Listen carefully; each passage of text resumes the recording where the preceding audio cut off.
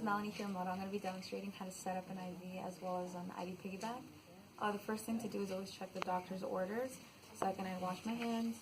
I'd come into the room, I'd introduce myself as a student nurse along with my full name and verify the patient in 2 forms of identification. I'd make sure I have all my equipment with me, close the curtains for any patient privacy, and I would check the IV site. I would look for any swelling, any redness, phlebitis, or infiltration. So after that, I'm going to double check my solution.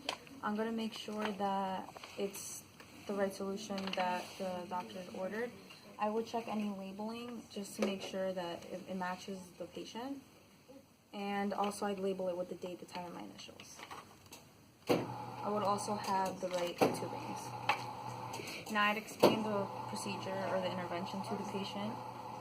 Just let him know what's going to go down, what's going to happen.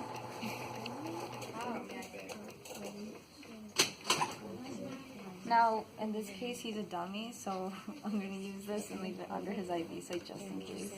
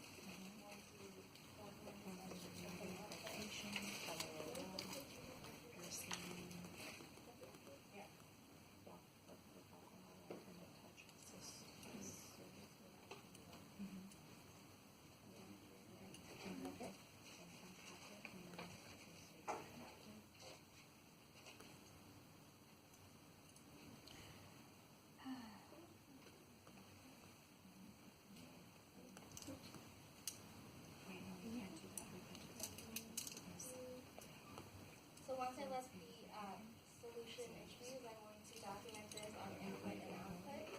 After this review, I'm going to set up my IV piggy bag to do any necessary medications. I'm going to check the orders against the MAR. I'm going to gather all my... I just want to make sure that the clamp is closer to the top, so it's easier to regulate versus like being down by the entrance or the port that gets attached to the access device. So it looks a little flimsy right now.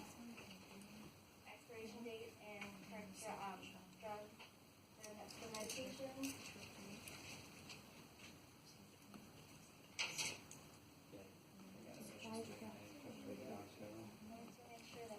I'd make sure I clamp it just in case, so I don't want everything flowing out or any of the IV fluid flowing out.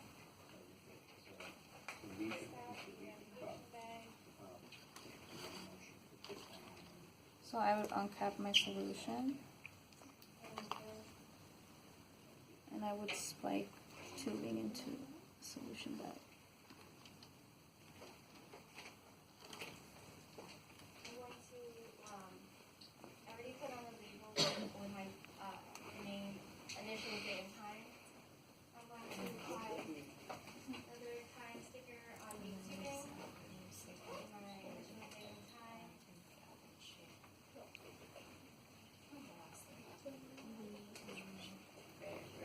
I would uncap this, or actually I would leave this on first and then I'd fill the drip chamber.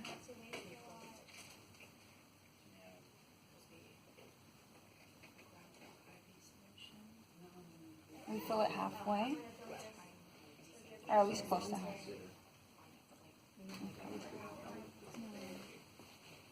Take the cap off.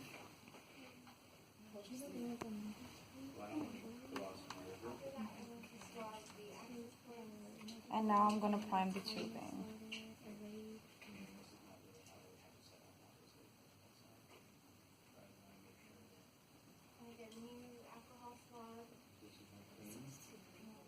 Now I'm going to, I know it takes a little longer, but I'm going to do it slow so that I avoid getting any air bubbles in the tubing. To unroll the piggy bag, I'm going to ID the patient again. already calculated the drip factor. So if it was 40 drops per minute, then I would recommend that again.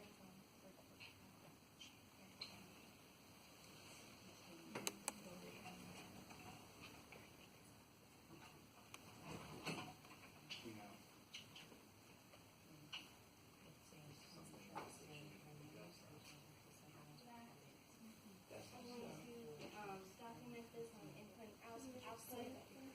And then once the medication infuses and that's all done, I'm going to put it back to primary ID. I'm going to clamp this. Almost there.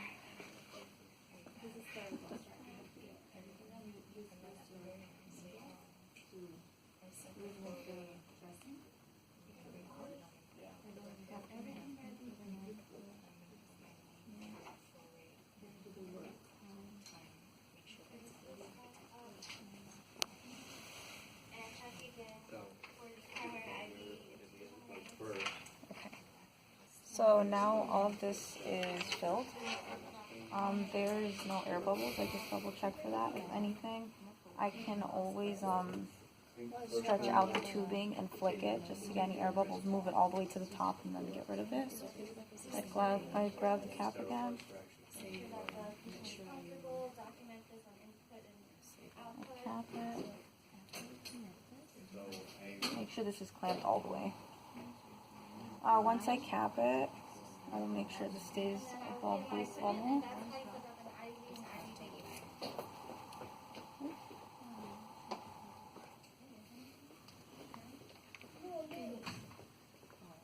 I clean the port site, or the access port.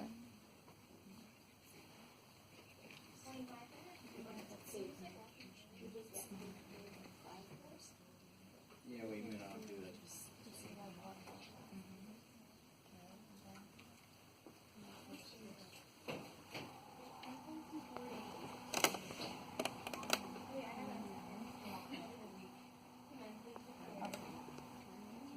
Now that it's connected and all of this is filled in, I can regulate the clamp to get the drip rate factor. The drip rate factor is 40 drops every minute, so it'd be 10 every 15 seconds.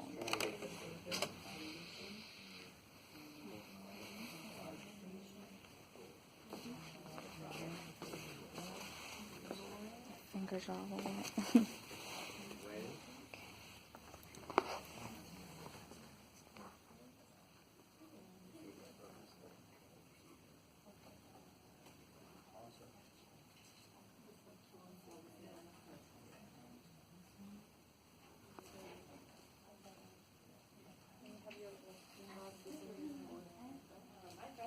Yeah.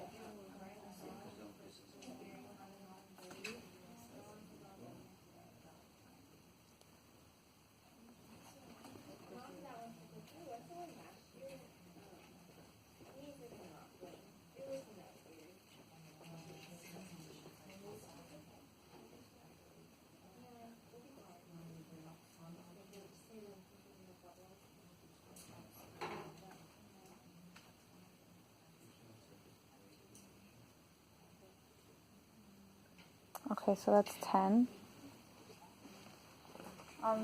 In this case, once again, because it's a dummy, I don't want to leave it really running so it doesn't overflow. But in a real patient, once I get the drip rate factor, that'll be good.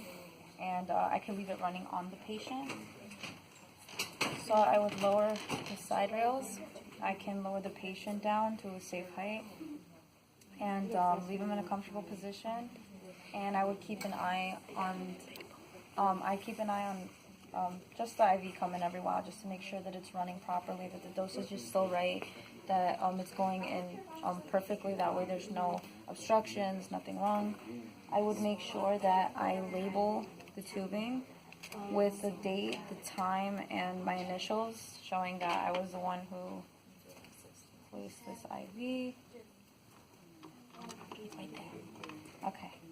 So then after, I would document after a while, like any of the input, the output, and anything else that I found that I know needs to be documented.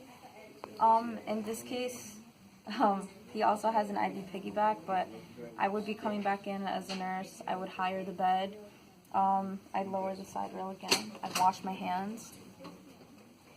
I would double check the MAR and the doctor's orders just to see what he's asking for again.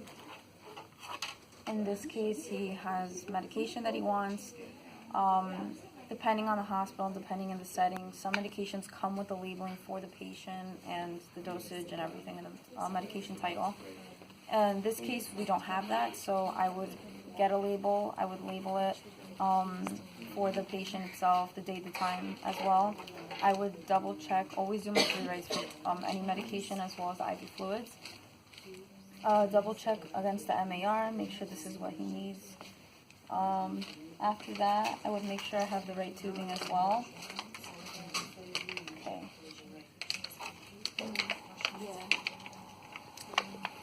And I would always double check again with patient identification, verifying the patient.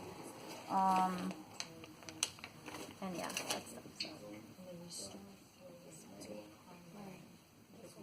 It's still running.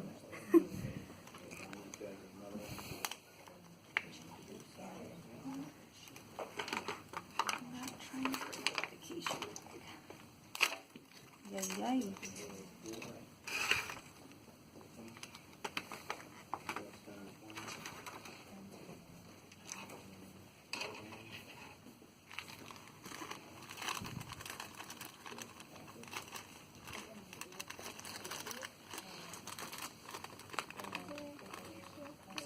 And make sure the curtain's closed again.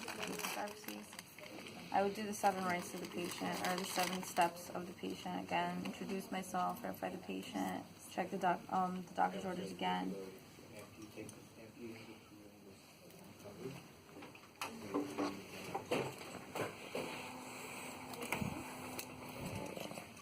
Okay, so now this is going to be the medication IV piggyback.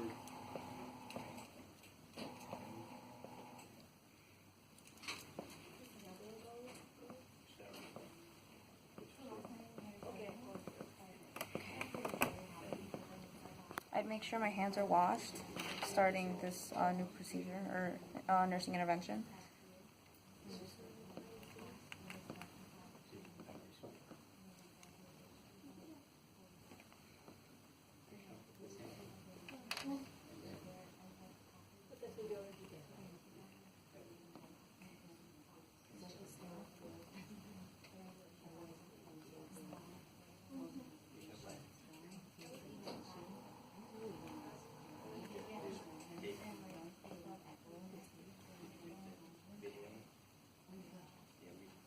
Just like the IV fluids bag, I would also prime the tubing. In this case, I would do it slowly also because we don't want to waste too much of the medication.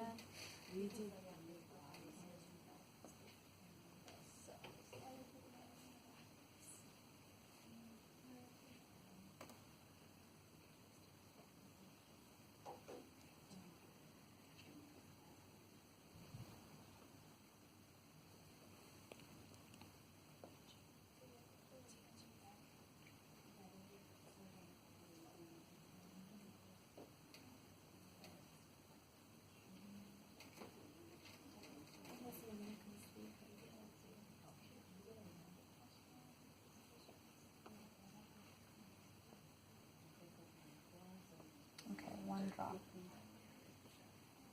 That's that. I can cap it. Always leaving the cap upside so it doesn't touch the table. I would make sure this stays above waist level with me. I'm going to lower the IV bag.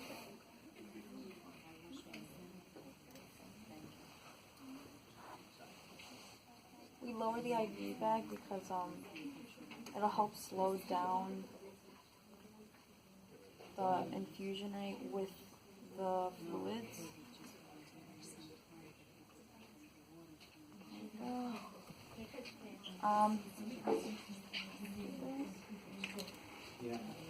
I grab an alcohol pad again.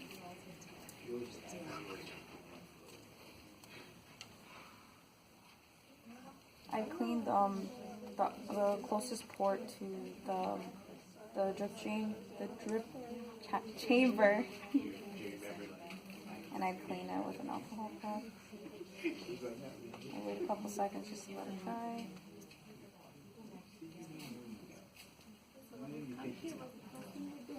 Make sure they're both clamped right now, at least for the dummy.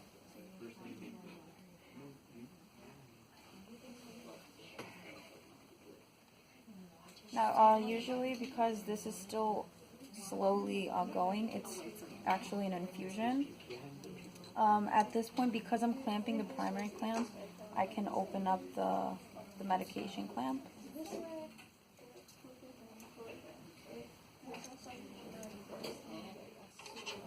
I would regulate the medication to the doctor's orders. So once again, I double check the doctor's orders for the dosages, for the medication. Again, always doing my 3 rights.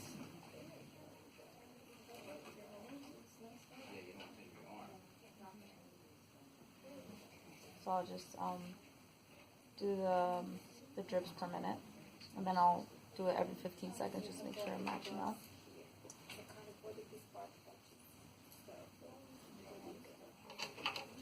I would label the tubing. Always date, time, and my initials. Always double checking again the label for the medication bag as well, everything. While this is infusing, if it's too long, I could just hang it up a bit, make it a little easier for the patient as well, just so everything's not tangled. I would higher the bed rail, lower him to a comfortable position, document what I've done. In this case, some time has gone by. I'm coming back in, I'm checking the medication bag, and it seems the medication's done. So I'd wash my hands again, because I'm just coming in again.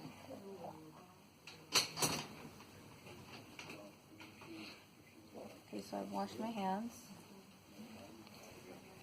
Even though it's done, I'm still going to clamp the medication tubing. So I can disconnect the tubing, or just the medication tubing though. I can remove it because at this point the bag would be empty.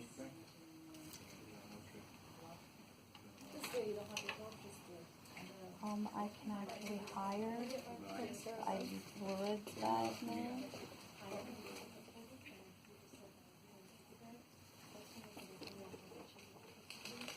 I would double check the amount, just making sure that there's still the right amount, or just enough to keep going with the doctor's orders. I would re-regulate the amount. So in this case, it was 10 drops every 15 seconds, 40 every minute.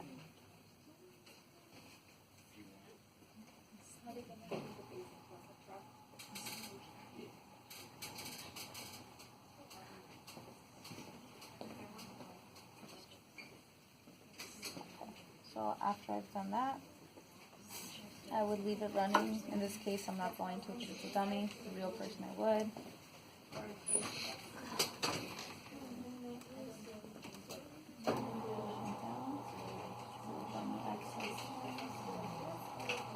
I asked the patient if he's okay once again, leaving him with everything set up. I'm going to double check the site, make sure there's no infiltration, no swelling, no redness, no phlebitis.